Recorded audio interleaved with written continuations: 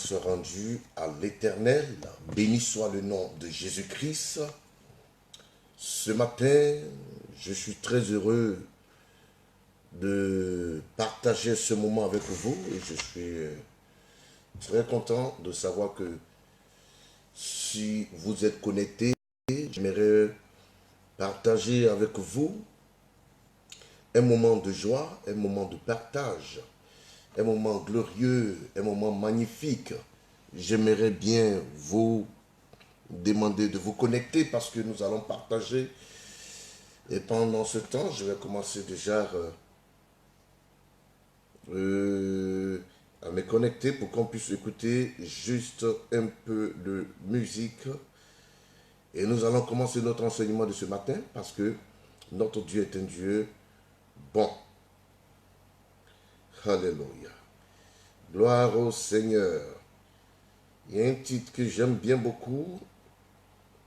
C'est les Rwandais.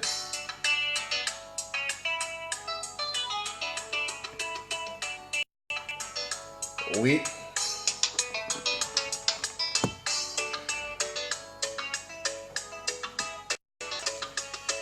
C'est des Rwandais.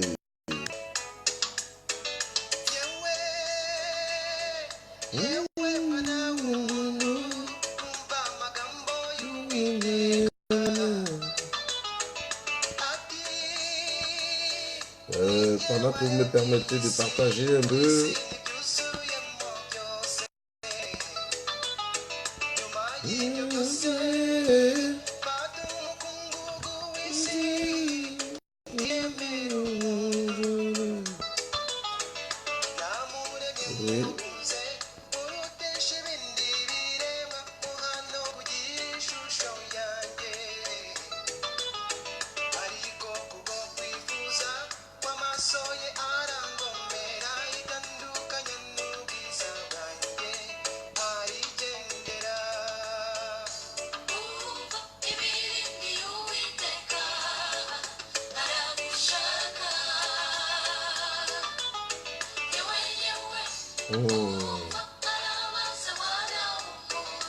Tout à l'heure, nous allons démarrer cette vidéo où nous allons parler de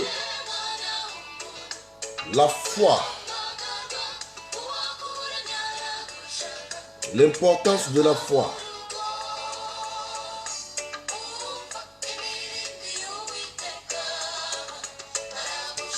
Vous pouvez partager cette vidéo, vous pouvez inviter aussi des amis, permettre à d'autres personnes de suivre.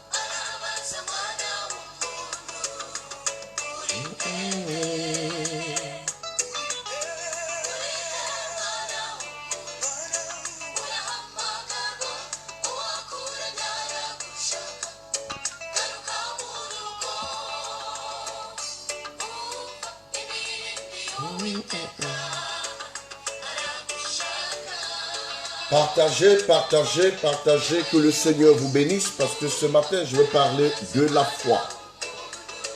La foi est très, très, très importante. Maintenant, je suis... Oui. Sois béni, Daniel, André. Que le Seigneur soit avec toi. Et ce matin, je pense que Dieu nous fera du bien avec cette grande parole. Je crois que si tu me suis, reste connecté, partage dans des groupes. Et Dieu te fera du bien parce que je veux parler de la foi. Ça fait quand même 2 jours que tu parlais, ma fille.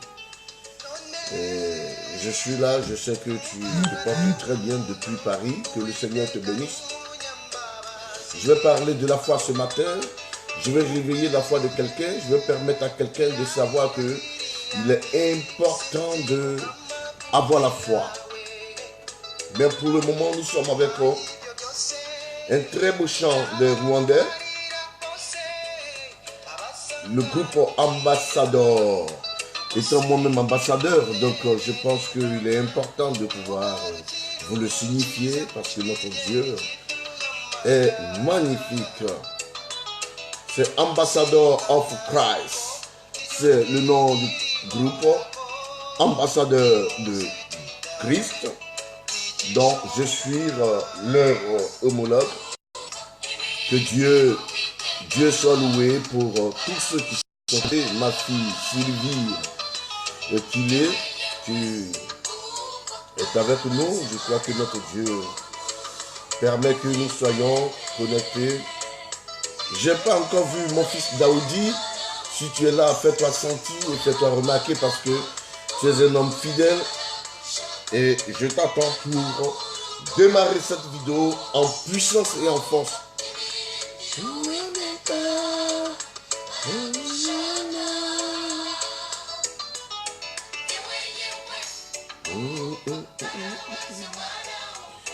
Il faudra partager cette vidéo, il faudra inviter des personnes, il faudra bien demander aux gens de venir parce que Dieu veut faire quelque chose ce matin et il veut permettre à beaucoup de personnes de bénéficier de sa grâce.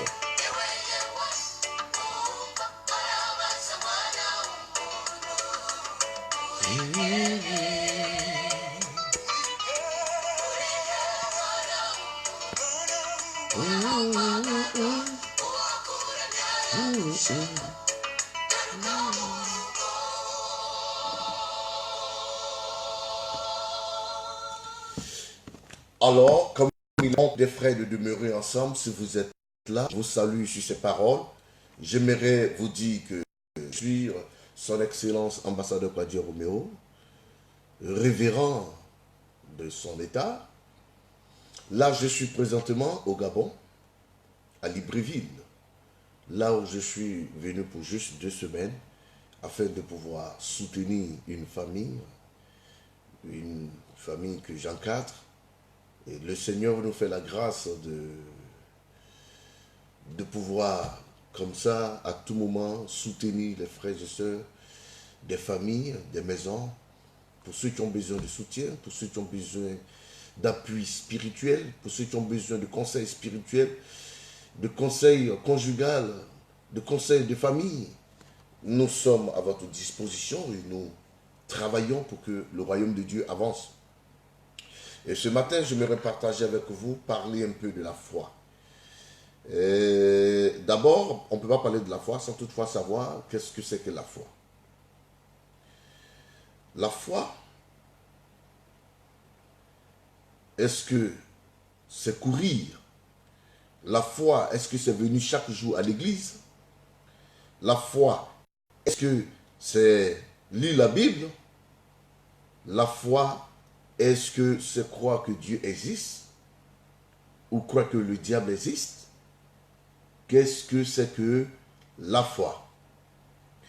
C'est pour ça que ce matin, je suis debout et nous allons partager. Aujourd'hui, nous allons méditer un peu sur la foi. Que Dieu soit loué, que Dieu soit glorifié, que Dieu soit exalté au plus haut des cieux. Pour tous ceux qui me suivent, j'aimerais vous dire merci. pour la confiance que vous avez à mon humble personne. J'aimerais vous dire que vous avez décidé de suivre cette vidéo.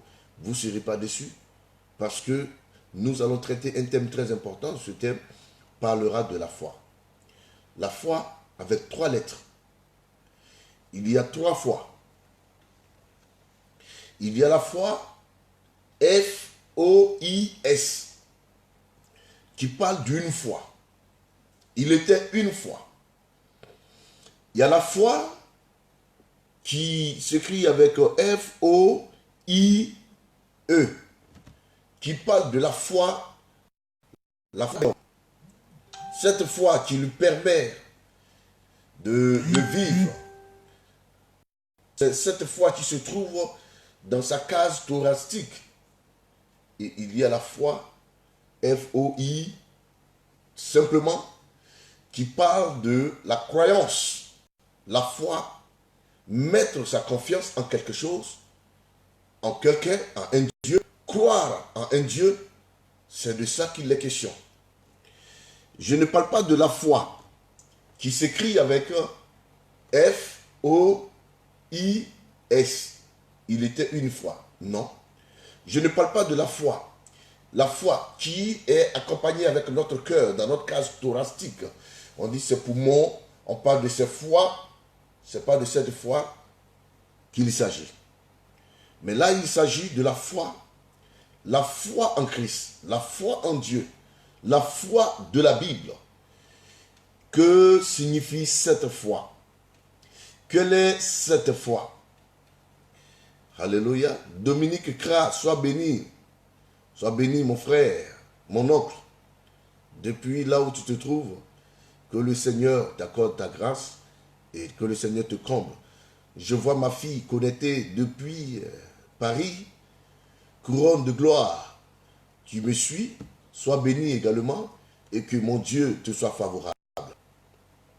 Alors, ce matin, je décide de parler de la foi qui s'écrit avec F-O-I, tout simplement. Pour commencer, nous allons voir déjà une simple définition dont Paul a parlé dans le livre des Hébreux. Hébreux, le chapitre 11, verset 1. Or, la foi est une ferme assurance des choses que l'on espère, une démonstration de ce qu'on ne voit pas. Or, la foi est une ferme assurance des choses que l'on espère, mais la démonstration que l'on ne voit pas. Alléluia. Que le nom du Seigneur soit béni. Que le nom de Yahvé soit béni. Je crois à la puissance et à la gloire de Yahvé. Donc je crois que le Seigneur nous fera la grâce de comprendre cet enseignement ce matin. Et que Dieu nous accorde sa face. Que Dieu nous accorde sa bénédiction.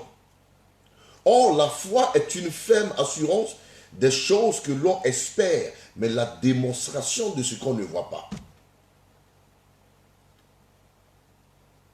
La foi est une ferme assurance des choses que l'on espère, mais la démonstration de ce qu'on ne voit pas. Beaucoup de chrétiens ont du mal à comprendre cette expression, ont du mal à saisir et ont du mal à vivre cette foi. Parce que la foi va jusqu'à vous amener à faire des choses dont un homme intelligent ne peut pas faire. La foi est toute une autre chose que ce que l'on croit avoir. Quand la foi est démontrée dans sa véracité, bien aimé, je crois que la foi n'appartient pas aux hommes normaux. Si je m'en tiens à la définition de la Bible.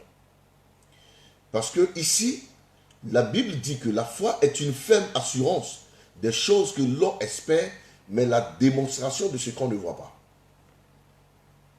vous espérez en quelque chose.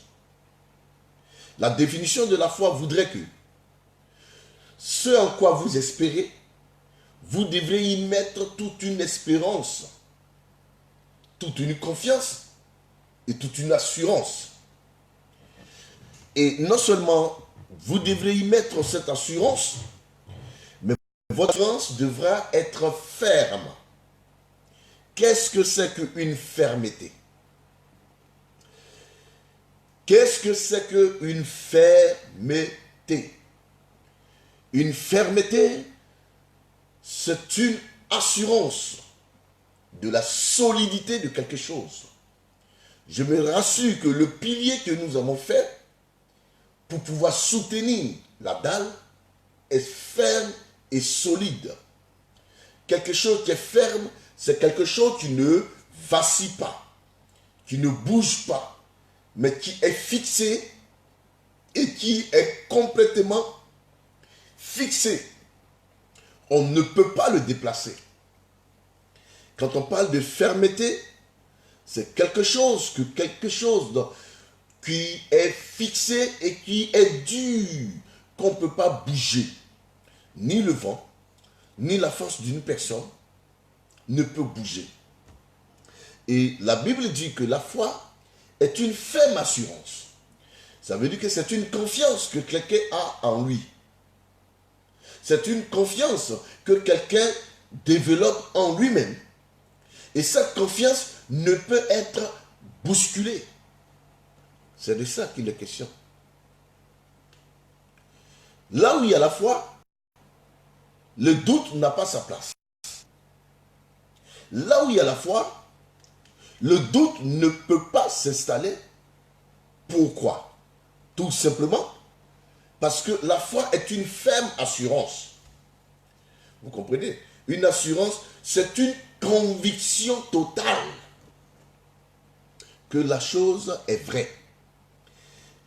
Alors, on s'y donne entièrement à cette chose.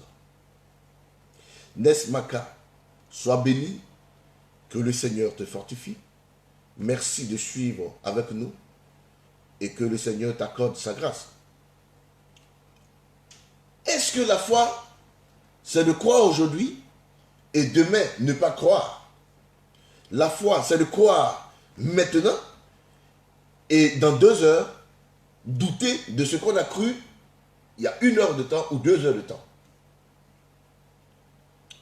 Bien-aimés chrétiens, quand on s'en tient à la définition de la foi, selon Hébreux le chapitre 11, le verset 1, la foi est une entière confiance aveugle qu'on voue à un homme, à un Dieu, ou à celui en qui on a confiance. La foi, c'est une croyance en quelque chose. Mais, dans sa définition, il explique que la foi, c'est une ferme assurance. Une ferme assurance? Qu'est-ce que c'est qu'une assurance? Quand on dit que quelqu'un est assuré, il met son argent quelque part dans cette assurance parce qu'il y croit. Il se dit que si demain il y a un malheur, cette assurance lui viendra en aide. Donc l'assurance débite depuis sa banque, depuis son salaire, une somme de 20 000 francs par mois. C'est une épargne. Le monsieur croit. Il accepte de souscrire. Et quand il souscrit, ça veut dire que depuis sa banque, l'assurance a le droit de débiter la somme de 20 000 francs chaque fin du mois qui assure cet homme. C'est ça l'assurance. L'assurance, c'est que le monsieur sait que là où il met son argent lui reviendra Toko Nankiaka. Coûte que coûte, là où il met son argent, il récupérera son argent un jour, d'une manière ou d'une autre. il a cette confiance que là où il met son argent ne sera pas perdu et son assurance ne sera pas vaine. Alors la Bible dit que la foi est une ferme assurance. Ça veut dire que quand vous avez la foi, vous devrez épargner la confiance dans cette assurance. Vous devrez y mettre la confiance dans cette assurance. Et c'est cette assurance-là qui vous assure que vous êtes enfant de Dieu et qui vous permet de croire que vous êtes enfant de Dieu. Mais ce que j'aimerais vous dire, la foi va jusqu'au-delà de ce que je suis en train de dire. Parce que la Bible dit que la foi est une ferme assurance des choses qu'on espère. Vous espérez en quelque chose. Vous croyez qu'en 2018 ou en 2019, vous vous marierez. Donc vous croyez en ça. N'étant pas encore marié, la foi voudrait que vous vous comportiez comme une personne mariée. Vous comprenez? Parce que vous espérez à un mariage en 2019. Donc ça veut dire que déjà en 2018, nous sommes encore mariés. Mais la Bible voulait, la foi voudrait que vous vous comportiez comme une femme ou un homme marié. Mais écoutez, ça veut dire que vous devrez commencer à porter une bague. Vous devrez commencer à chaque jour vivre comme une femme mariée. Mais vous comprendrez que c'est contradictoire.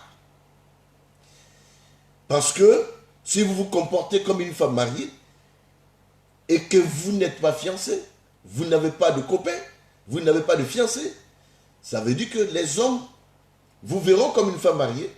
Et si quelqu'un s'intéressait à vous, cette personne ne viendrait pas.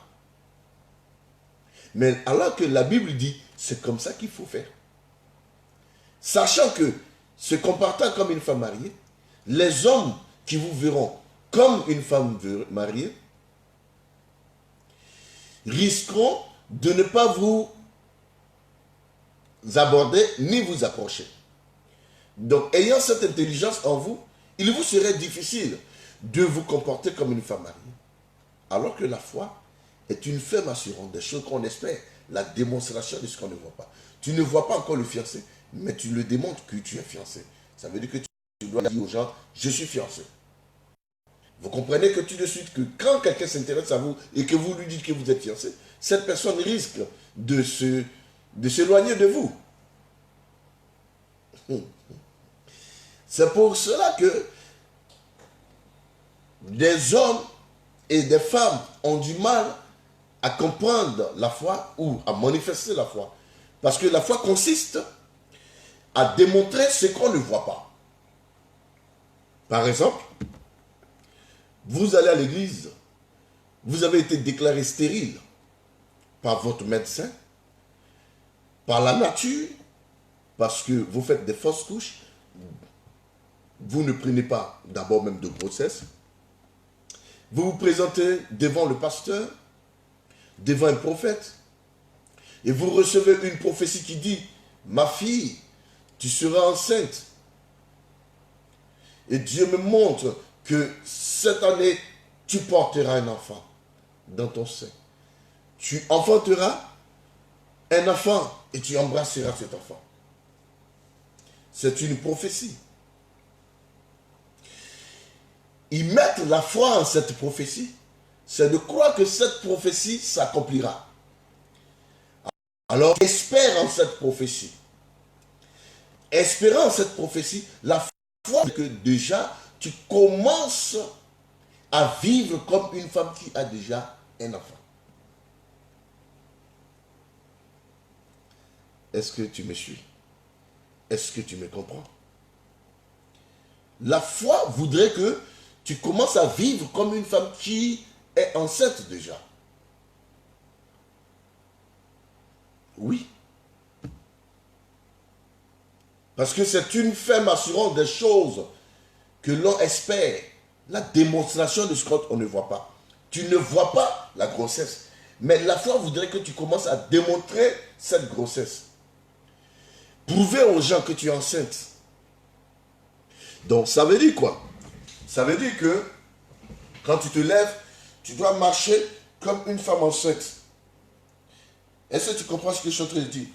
Quand tu marches à la maison, quand tu te comportes, la foi voudrait que, après cette prophétie, tu commences à marcher comme une femme enceinte.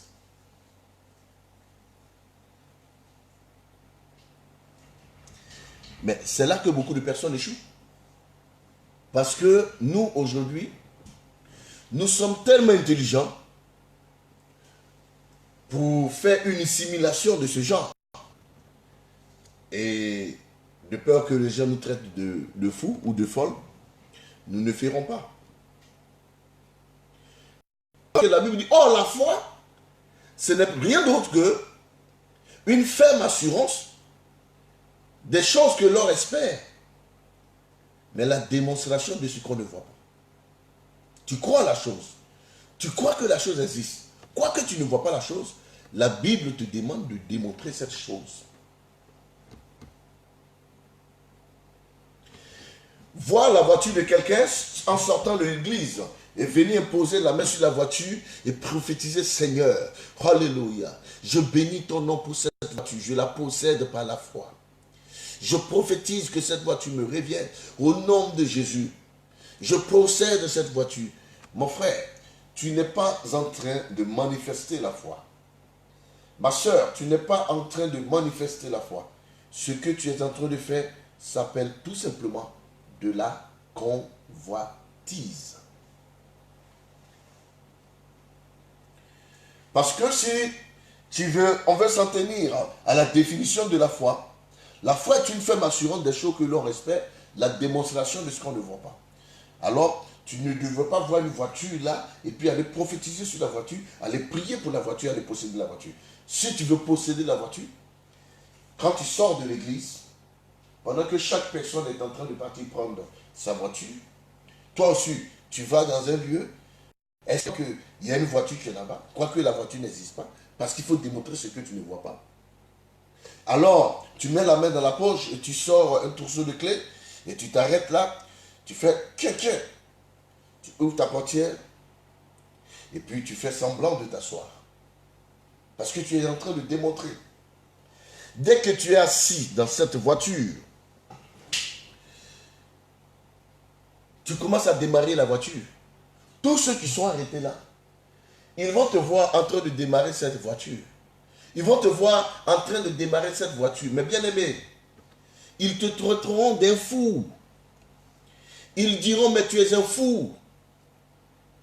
Je vous assure, frères et sœurs, tu ne feras pas et tu ne poseras pas ce acte. Pourquoi? Parce que de peur qu'on te traite de fou.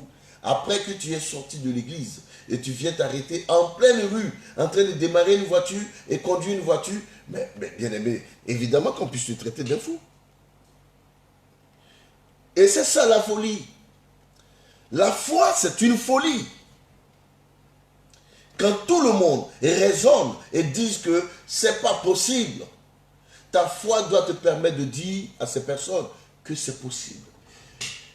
On pourra te poser des questions, comment cela se fera-t-il? Tu diras, je ne sais pas comment cela va se faire, mais je crois que cela se fera. Alléluia. C'est ça la foi. Et comme tu ne voudrais pas qu'on te dise que tu es fou parce que tu es en train de démarrer une voiture là où il n'y a pas de voiture, mais on te traiterait de fou. Et je te connais tel que tu es trop intelligent pour que quelqu'un te traite de fou. Alors tu ne feras pas cette démonstration. Je ne dirai pas que tu n'as pas la foi. Je suis en train d'enseigner la foi. C'est à toi-même de savoir si tu as la foi ou pas. Par rapport à l'enseignement que je suis en train de te donner. Je vais voir des éléments que je vais vous montrer, des versets que nous allons partager, et vous comprendrez de quoi je suis en train de parler. Allons-y dans le verset 6. La Bible vient dire quoi? Or, sans la foi, il est impossible de lui être agréable. Il faut que celui qui s'approche de Dieu croit que Dieu existe et qu'il est le rémunérateur de ceux qui le cherchent. Ma fille couronne de gloire, demeure bénie. Je sais que tu me suis. Et tu m'entends. Également, à toi, oh ma fille, Yorodibré, depuis Paris, sois bénie énormément parce que je sais que tu me suis également. Que l'Éternel soit avec toi. Aie la foi, ma fille, et Dieu se manifestera pour toi. Hébreux le chapitre 11, toujours le verset 6. Oh, la foi. Il est impossible, sans la foi, de lui être agréable, car il faut que celui qui s'approche de Dieu croit que Dieu existe et qu'il est le rémunérateur de ceux qui le cherchent. Bien-aimés, regardez une chose. La Bible dit ici, or sans la foi, il est impossible de lui être agréable. Aujourd'hui, beaucoup de personnes rentrent dans l'église et ressortent sans exaucement, sans que Dieu n'ait agréé leur prière, ni leur façon de louer. C'est simplement parce que les gens ne connaissent pas Dieu. Il ne faut jamais adorer un Dieu que tu ne connais pas. Cela te causera des préjudices et des problèmes. Vous comprenez? Uza a voulu faire du bien lorsque l'arche de l'Éternel s'est penchée parce que les chevaux avaient trébuché. Il a voulu aider Dieu. Il a voulu soutenir l'arche de l'Éternel qui tombait. Est-ce que c'était une mauvaise chose? Je dirais non.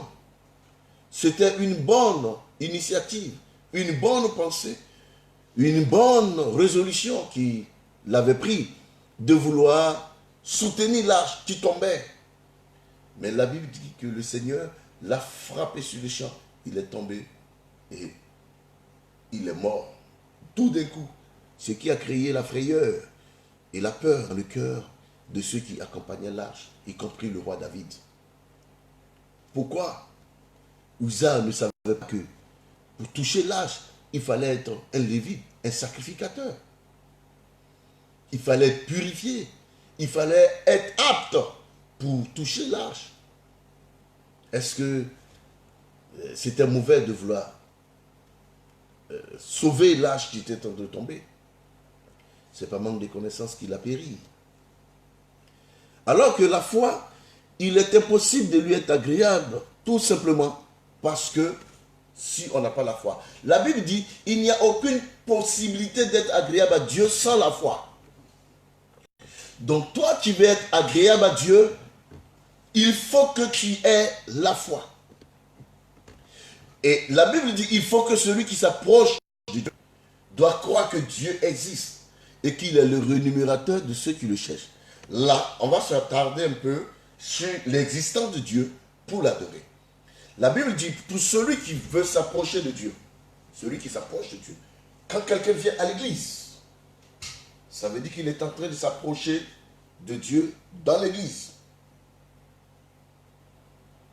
Et la Bible dit que cette personne qui est en train de venir à l'église doit croire que Dieu existe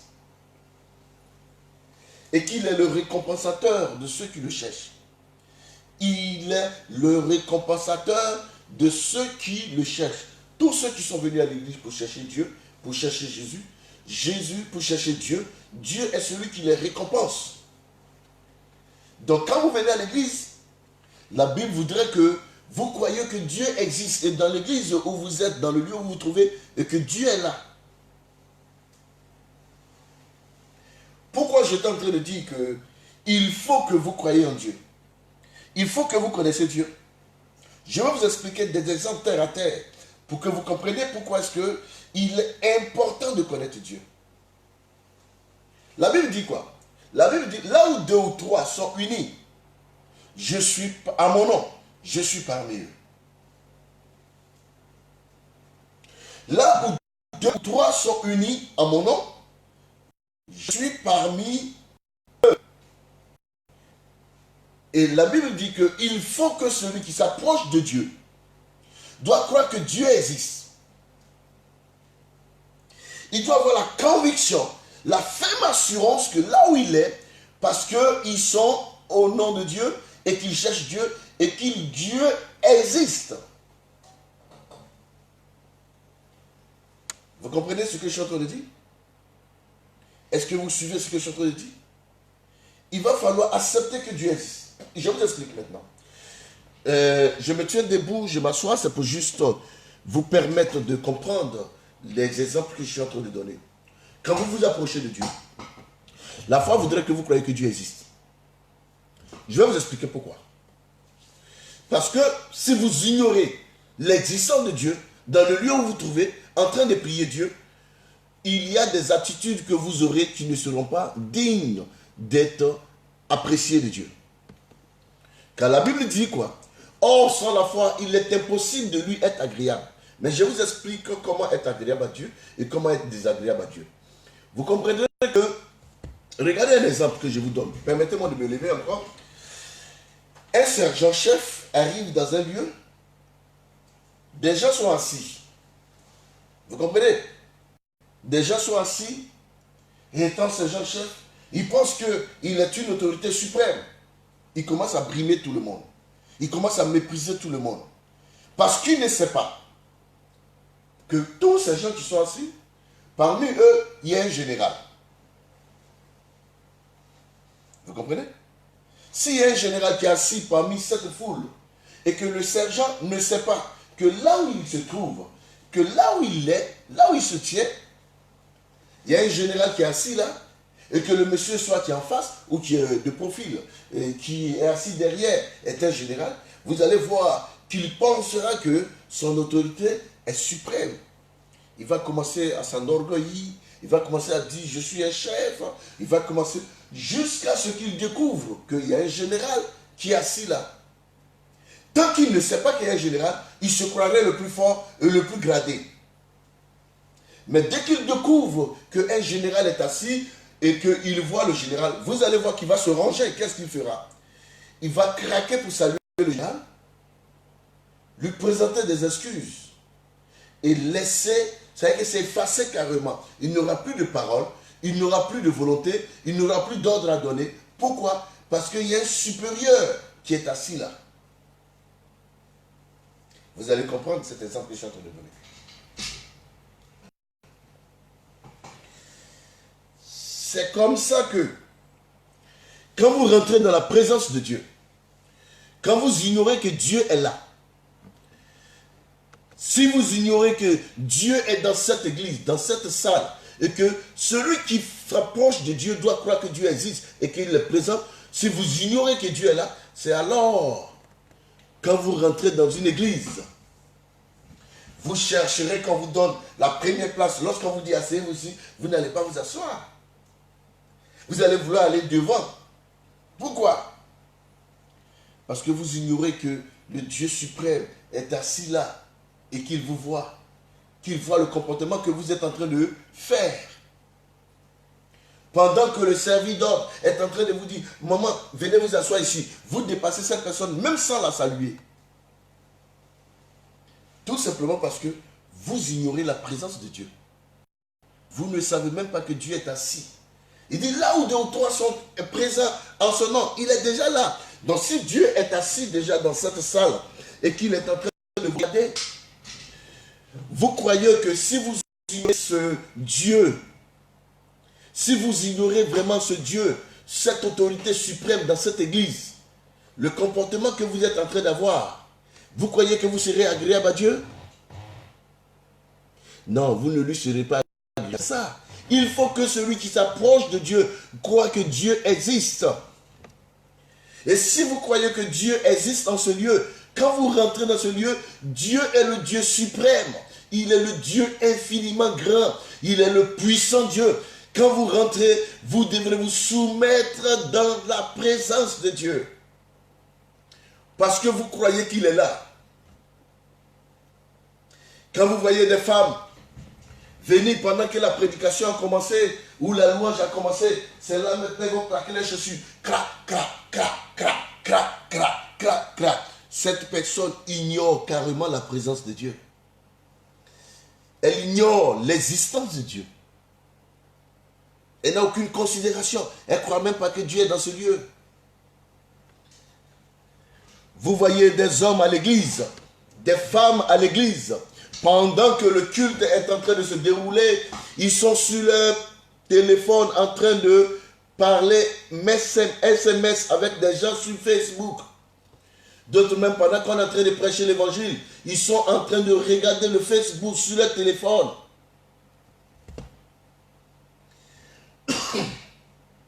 Et ils sont surpris que Dieu ne les écoute pas, Dieu ne les ose pas. Sois béni, mon bien-aimé. Oh, David Mabaka. Sois béni, mon frère. Je suis content que tu sois connecté. Un grand homme, l'homme de la révélation et l'homme de la situation, des cas compliqués depuis Pointe-Noire. Shalom, mon frère. Écoutez. Oh, il est impossible de lui être agréable. Car il faut que celui qui s'approche de Dieu croit que Dieu existe. Mais si une chrétienne, un chrétien est assis à l'église pendant qu'on est en train de prêcher l'évangile et est en train de regarder le Facebook, est en train de causer sur le WhatsApp, est en train de... D'autres même ont le courage de décrocher le téléphone.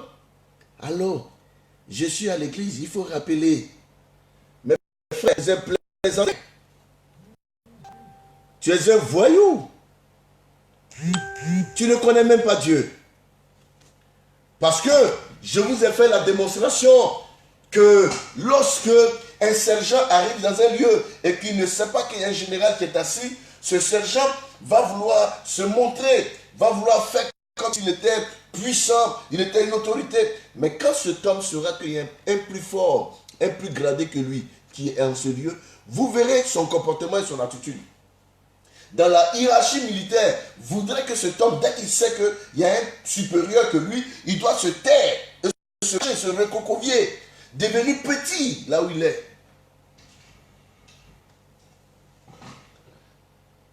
Vous voyez les fidèles, les chrétiens, ils sont à l'église. Pendant que le culte passe, tu entends bah, bah, bah. Ils sont en train de manger le chewing-gum. Dis-moi quelle est ta foi. Parce que celui qui s'approche de Dieu doit croire que Dieu existe. Regardez l'immensité de la grandeur de Dieu dans une présence. Quelle parole tu as? Quelle distraction tu as? Nous voyons simplement la présence ou l'arrivée de monsieur le maire. Mon fils, je suis en direct. Allô? Donc, vous devrez comprendre que quand le maire est en train de rentrer dans la mairie, il y a un protocole pour vous dire, monsieur le maire, tout le monde se tient debout. Monsieur le président de la République, tout le monde se tient debout. Monsieur le procureur, tout le monde se tient debout. Pourquoi? Parce que c'est une autorité suprême. Alors qu'à l'église, quand on demande aux chrétiens de se tenir debout, c'est tout un problème. Le frère, il est assis, il est un grand homme. Et ce comportement que tu es en train de faire, ce Dieu vrai, vivant que tu ne vois pas, en qui tu ne crois même pas, dont tu doutes l'existence, existe vraiment et il est là. Il est assis. Il voit ce que tu es en train de faire. Là, la Bible dit, oh, sans la foi, il est impossible de lui être agréable. Ça veut dire quoi? Si tu ne sais pas que Dieu est assis là, et que tu ne sais pas que ce Dieu que tu es venu adorer te voit vraiment, et que le chewing-gum que tu es en train de manger ne lui plaît pas, et que le face que tu es en train de regarder sur ton téléphone ne lui plaît pas, bien-aimé, tu ne sauras pas que ton culte n'a pas été agréable à quelqu'un que tu es parti adorer. Parce que tu l'ignores. Tu ne sais même pas qu'il existe. Tu ne sais même pas qu'il est assis là. autant que tu crois que tu es assis à l'église et que tu vois le pasteur, tu vois le voisin, c'est autant que Dieu aussi est assis, il te voit. Donc ta façon d'adorer, il voit ça. Ta façon de louer là, il voit. Si tu es sincère, il sait, il voit. Tu pourras tromper tout le monde, même la vigilance du pasteur.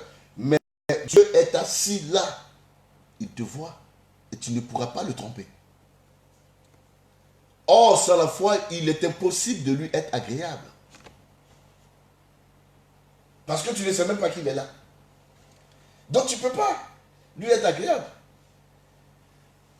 Alors que si tu sais que tu es un sergent-chef et que tu arrives dans un lieu et que tu sais qu'il y a un général qui est assis là, tu lui seras agréable. Pourquoi? Parce que tu ne feras pas de boucan. Tu viendras tout doucement et simplement tu vas le saluer, tu lui donnes sa rançon et tu vas t'incliner. Alors, il sera honoré. Et s'il est honoré, tu vas voir que tu lui seras agréable. Il pourra rendre un bon témoignage de toi. Il pourra mieux t'apprécier. Parce que tu savais qu'il était là. Tu ne pourras pas le déshonorer parce que tu savais qu'il était là. C'est ça la foi. Croire en quelque chose et à son existence et se comporter en fonction de la présence de la chose. Oui. Jean le chapitre 4 a dit quoi? Vous adorez un Dieu que vous ne connaissez pas. Mais nous, nous adorons un Dieu que nous connaissons, car le salut vient des Juifs. Et c'est un Juif qui écrit ici. Hébreux le chapitre 11. Le verset 1 et le verset 6. C'est un Hébreu qui connaît Dieu, qui a dit cela. Celui qui a dit qu'il est impossible d'être agréable à Dieu si on n'a pas la foi. Il n'y a aucune possibilité de lui être agréable si on n'a pas la foi. Vous comprenez? Or, il est impossible d'être agréable à Dieu si vous n'avez pas la foi. Car il faut que ceux qui s'approchent de Dieu croient que Dieu existe et qu'il est le rémunérateur de ceux qui le cherchent. Bien-aimés frères et sœurs, vous devrez croire que Dieu existe.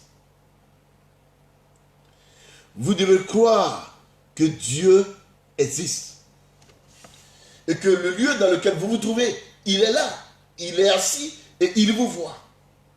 Il vous écoute et vous entend. C'est alors que vous aurez une attitude plaisante, une attitude agréable. C'est alors que vous aurez un comportement digne d'être agréé. Mais si tu penses que là où tu es parti faire ton culte, c'est le pasteur que tu es parti voir, mais c'est tout à fait logique que tu te comportes de cette manière. Pendant que le culte passe, tu te distrais. Même dans les banques, quand vous rentrez à la banque, on vous demande de fermer le téléphone. Quand vous essayez de communiquer, vous verrez que le vigile viendra vous interdire de communiquer à la banque. Vous arrivez à une station d'essence, on vous demandera de couper le moteur. Quand vous prenez votre téléphone, on dit, monsieur, on ne téléphone pas à la station.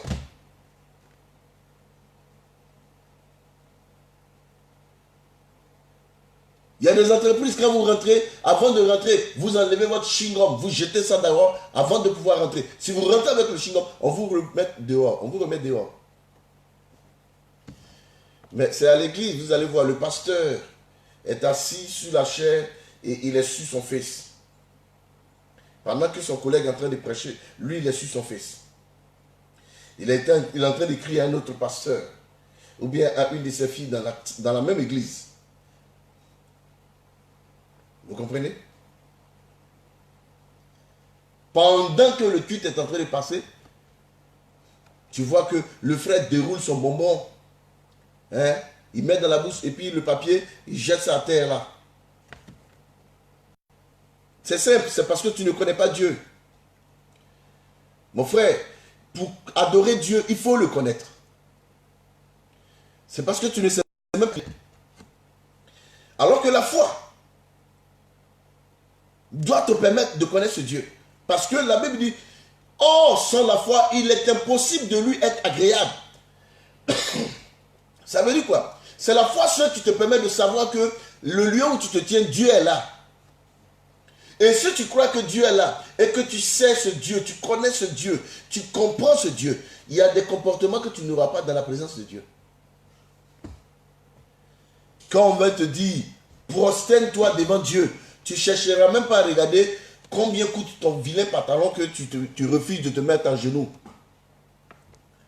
Mets-toi en genoux, tu enlèves tes chaussures, et puis c'est sur les chaussures là, tu te mets en genoux sur le pantalon. C'est-à-dire que Dieu n'est pas digne que ton pantalon soit sali pour lui. Tu ne sais même pas qui il est. Alors qu'un général, quand il voit un subalterne, quel que soit le lieu où il trouve son subalterne, il peut lui dire, couche-toi. Il faut coucher. C'est l'hiérarchie. C'est l'autorité. C'est son supérieur. Si les hommes, un officier peut dire à un sergent, plonge dans la poubelle ou bien descend dans ce caniveau, il faut ramper de ce caniveau, et le sergent le fait, pourquoi toi à l'église, quel que soit le prix de ton costume, on te dit, prosternons-nous devant le Seigneur, tu es debout. Hein? On dit, je m'humilie devant ta face, je me prosterne, et tu as les mains levées, et puis tu chantes le chant, je mets les genoux, je mets les genoux à terre, et je t'adore, alors que tu es debout, hein, et tu chantes une chanson qui dit que mes genoux sont à terre. Crois-tu que tu te moques de Dieu? Tu es un plaisantin, c'est tout. Tu ne connais pas Dieu, tu ne l'as pas connu, tu ne sais même pas qui il est. Or, la foi est une ferme assurance des choses que l'on espère. La démonstration de ce qu'on ne voit pas. Ça veut dire quoi? La foi voudrait que tu saches que tu ne vois pas Dieu. Tu es à l'église, mais tu crois que Dieu est dans l'église. Et tu crois que Dieu est suprême. Et tu crois que Dieu est grand. Alors ta façon de rentrer à l'église, dans la présence de Dieu, doit t'amener toi-même, doit amener tout le monde à savoir que Dieu est là. Tu ne le vois pas, mais la façon de venir te prosterner à la chair, oh mon Dieu. Radabakota Maseit, Loribiko Rebasada. Merci Seigneur pour ta présence. Je te rends gloire. Tu ne le vois pas, mais tu démontres sa présence par ton adoration, par ton humilité. Tu démontres ton adoration à Dieu par ton humilité. Or, la foi est une ferme assurance. Tu es convaincu qu'il est là. Tu es convaincu qu'il est présent. Et c'est une démonstration des choses que l'on ne voit pas. C'est que tu ne le vois pas, mais tu démontres qu'il est présent. Tu démontres qu'il est là. Alléluia. Car la Bible dit ce ne sera plus sur cette montagne, ni à Jérusalem. Mais l'heure vient où les vrais adorateurs adoreront le Père en esprit et en vérité. Yes. La foi consiste à démontrer la présence de Dieu. Mais comment? Lorsqu'on te dit, levez-vous, tu te tiens debout. Couchez-vous, tu te couches. Adore le Seigneur, tu l'adores. Louez le Seigneur, tu le loues, tu danses. On dit louer le Seigneur, tu as la main dans la poche.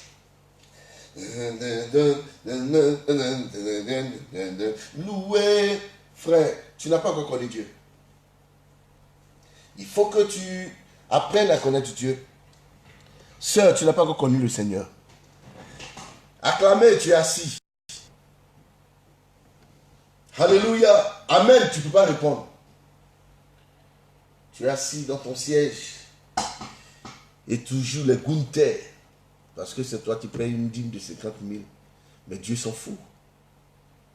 C'est toi, tu ne le connais pas. Sinon, toi-même, tu lui appartiens. Si tu savais que tu lui appartiens, ta petite chemise là, tu mettras ça dans la boue. La Bible déclare que Abraham s'est prosterné lorsqu'il a vu Dieu. Et Jésus a dit à la femme samaritaine, votre père Abraham. La femme parlait de Jacob. Veux-tu dire que tu es plus grand que notre père Jacob? Il dit, laisse Jacob. C'est le fils d'Isaac. Isaac est le fils d'Abraham. Il dit, votre père Abraham, en qui vous avez mis votre foi? Quand il m'a vu, il a tressailli de joie. C'est que son corps, son âme était dans la joie. Parce qu'il m'a vu. Alors qu'il faut que celui qui s'approche de Dieu croit que Dieu existe. Il faut voir Dieu dans ton esprit. Il faut voir Dieu dans ta mentalité. Il faut voir Dieu. C'est alors que ton adoration changera. Ta façon de rentrer dans sa présence changera. Ils sont à l'église, ils ne croient même pas que Dieu est là. On prêche l'évangile. C'est maintenant que les autres causent, ça discute. Ça reste des petits palabres à l'église pendant que le culte est en train d'être animé. Quand quelqu'un monte à la chair, quand on l'aime, on l'écoute. Quand on ne l'aime pas, on le boude. On attend que l'autre arrive. C'est parce qu'on ne sait pas que quand quelqu'un monte à la chair, il est sous le contrôle de Dieu et qu'il représente Dieu. C'est tout.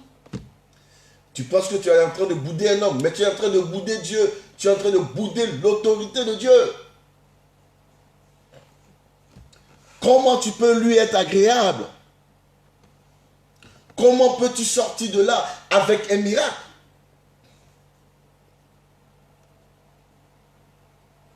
Je vais m'arrêter là aujourd'hui. Demain, on va continuer la suite de la foi. Merci à tous ceux qui m'ont soutenu. Bongoadé Bertin, sois béni. Toi qui m'as suivi. David Mabaka, je te remercie de m'avoir suivi. Daniel André Yaro Guibré, sois béni, ma fille depuis Paris. Toi qui m'as suivi jusqu'à la fin, ma fille bien-aimée, couronne de gloire, sois béni, sois béni. J'ai été très heureux de te voir.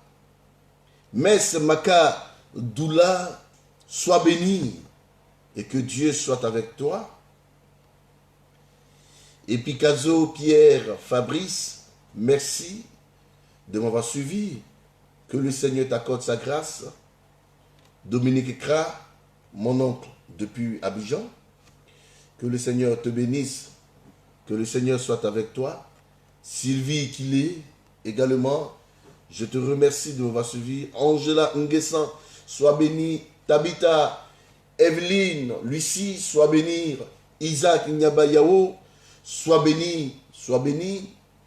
Et Bishop Rosé, Rosa, Moyemo, que le Seigneur vous accorde sa grâce. Bonne arrivée et que Dieu nous accorde ses bénédictions. À l'évêque Israël, sois béni également. Je viens de terminer cette vidéo, j'ai parlé sur la foi.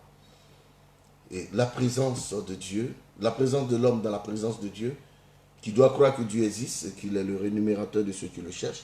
Que la gloire revienne à l'Éternel. Shalom, shalom à vous. Ici, ambassadeur du Libreville, que Dieu vous bénisse.